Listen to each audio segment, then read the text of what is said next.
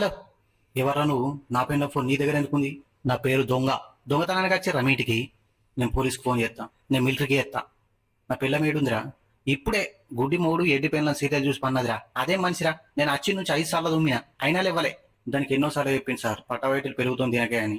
అయినా సార్ మా కుక్క లోపలికి ఎట్టడానికి ఇచ్చింది మిమ్మల్ని. అదే మన పులారా కుక్క 1 కిలో చికెన్ పడైతే పనులు ఎగిరించుకుంటా వచ్చి గేట్ కాడ కూర్చొని తింటుంది. నా పిల్లని మాత్రం ఏం చేయకండి సార్ ప్లీజ్.